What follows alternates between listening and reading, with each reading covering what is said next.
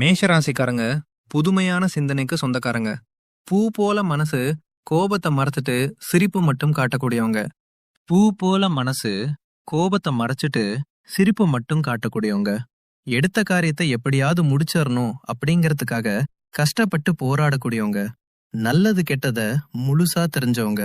செவ்வாய் ராசி அதிபதியாக கொண்டவங்க அஸ்வினி, பரணி, கார்த்திகை நட்சத்திரக்காரங்க. ரொம்ப ரொம்ப புத்திசாலிக்காரங்க. மேஷராசிக்காரங்க போர்க்குணம் கொண்டவங்க. உங்ககிட்ட சண்டை போட்டு ஜெயிக்கிறது ரொம்ப ரொம்ப கஷ்டம். எல்லா இடங்களையும் நேர்மை, உண்மையும் மட்டுமே நம்பக்கூடியவங்க. வாழ்க்கையில எப்படியாவது முன்னேறினோம் அப்படிங்கறதுக்காக தினம் தினம் கஷ்டப்பட்டு உழைக்கிறவங்க தான் மேஷராசிக்காரங்க.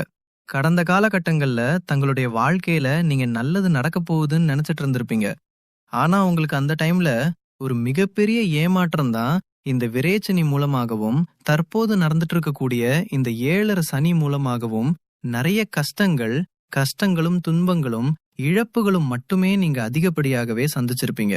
சொந்த பந்தத்தை இழந்தீங்க, சொத்துக்களை இழந்தீங்க, தங்களுக்கு நெருக்கமா இருக்கக்கூடிய உறவுகளையுமே இழந்தீங்க.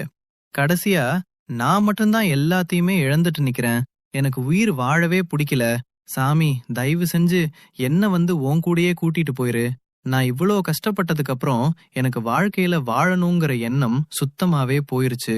உங்க மனசுல கவலையும் துன்பமும் தான் அதிகமாவே இருக்கு. நீங்க செய்யக்கூடிய ஒவ்வொரு விஷயத்தையுமே தடுப்பதற்கும் உங்களை அவமானப்படுத்துவதற்கும் இங்க நிறைய நபர்கள் முயற்சி பண்ணிட்டு இருக்காங்க.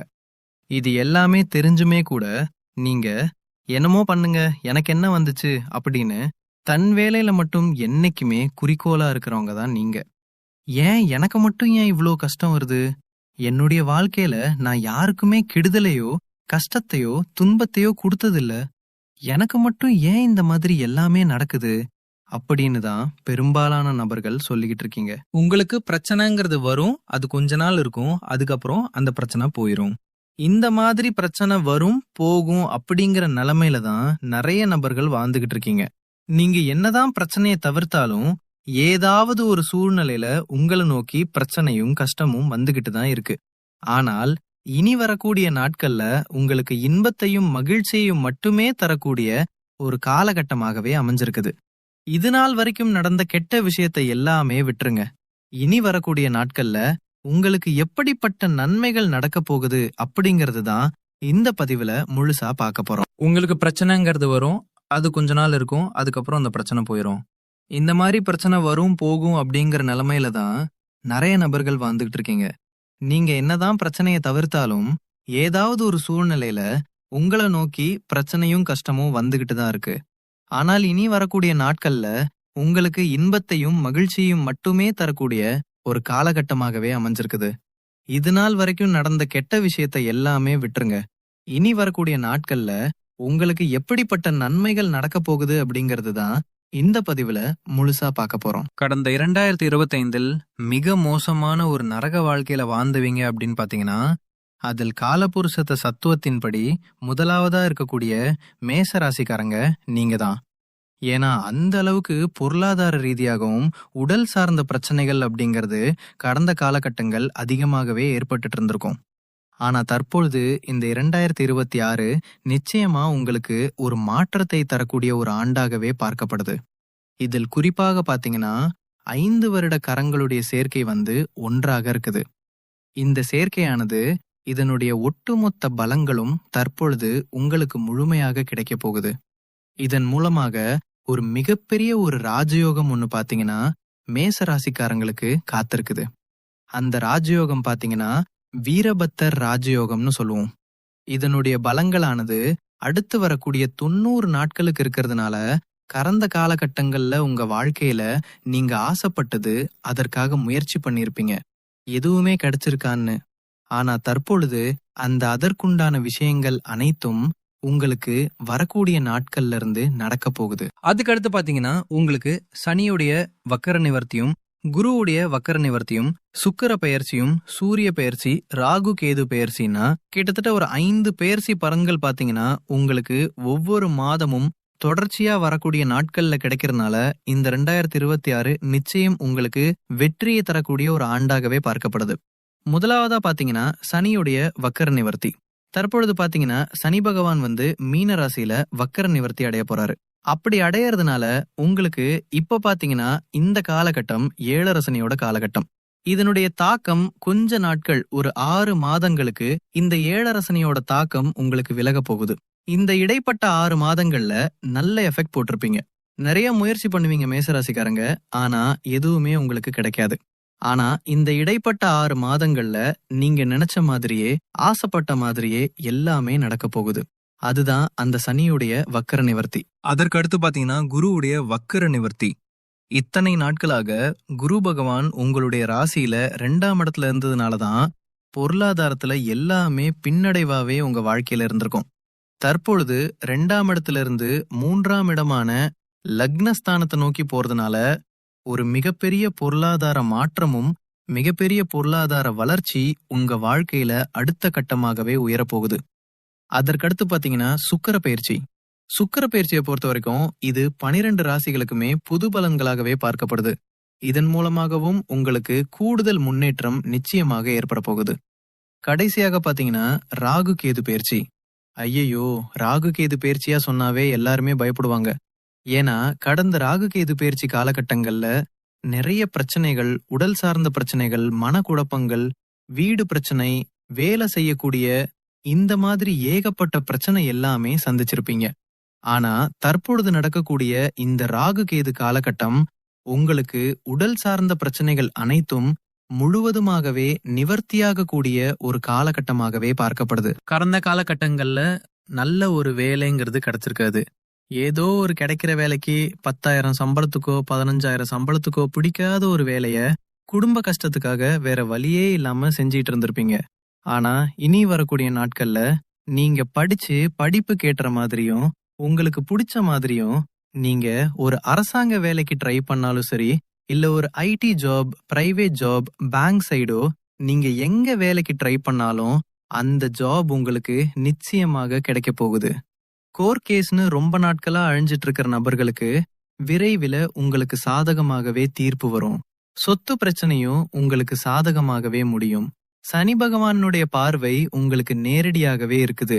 இதன் மூலம் வருமானம் பல வழிகளில் வரும். தொழிலில் லாபம் சற்று அதிகமாகவே கிடைக்கும். அரசியல்வாதிகளை பொறுத்த வரைக்கும் புதிய பொறுப்புகள், புதிய பதவிகள் எல்லாமே தானாகவே உங்களை வந்து சேரும். ராகு கேதுவால உங்களுடைய செல்வாக்கு உயரும். உடல் ஆரோக்கியம் மேம்படும்.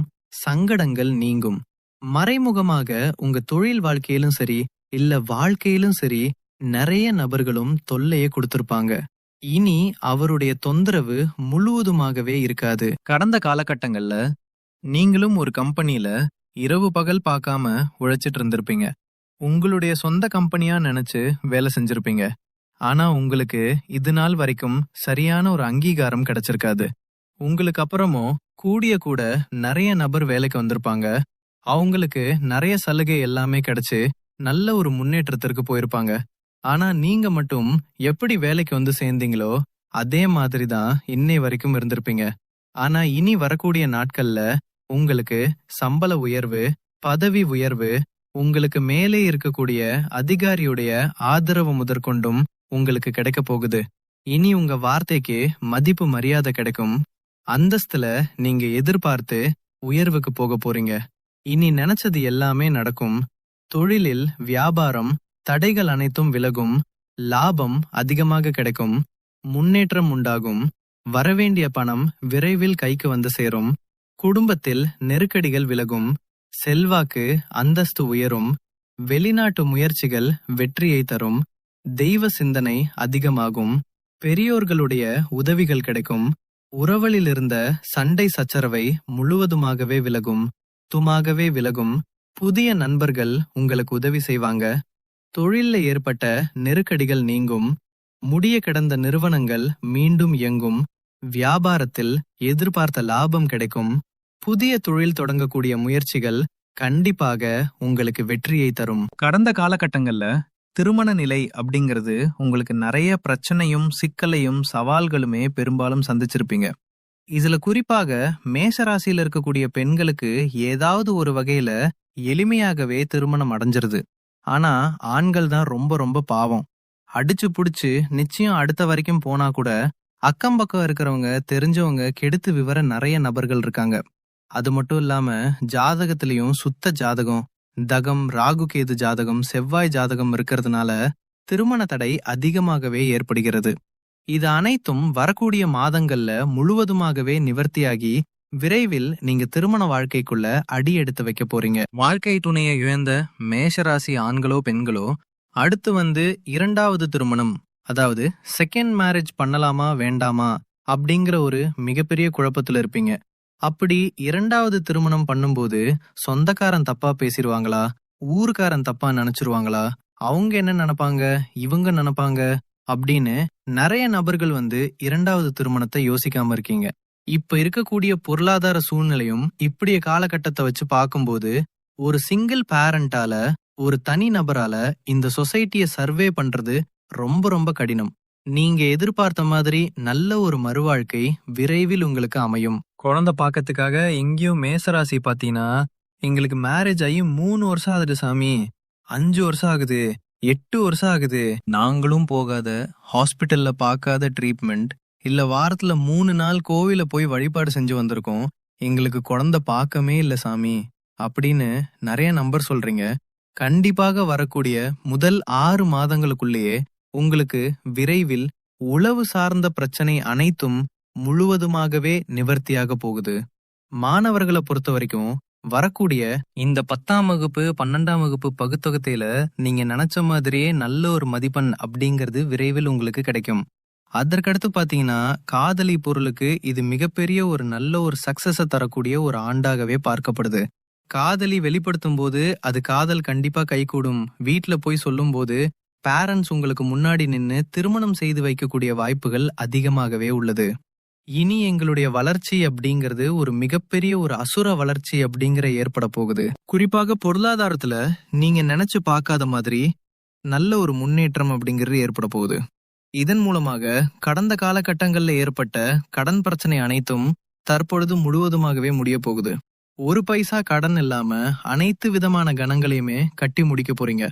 முடிஞ்ச அளவுக்கு தவறான பழக்கங்கள், தீய மது பழக்கங்கள் இருக்கும் பட்சத்தில் அவற்றிலிருந்து உடனடியாக மேசராசிக்காரங்க வெளியேறுவது உங்களுக்கு ரொம்ப ரொம்ப நல்லது. இல்லாத பட்சத்தில் நிறைய பிரச்சனையும் சிக்கலையும் அதன் மூலமாக நீங்க சந்திக்கக்கூடிய வாய்ப்புகளும் அதிகமாகவே உள்ளது. குறிப்பாக உறவுகள் மத்தியில் கொஞ்சம் டிஸ்டன்ஸ் விட்டு விலகி இருப்பது உங்களுக்கு ரொம்ப ரொம்ப ஏற்றது.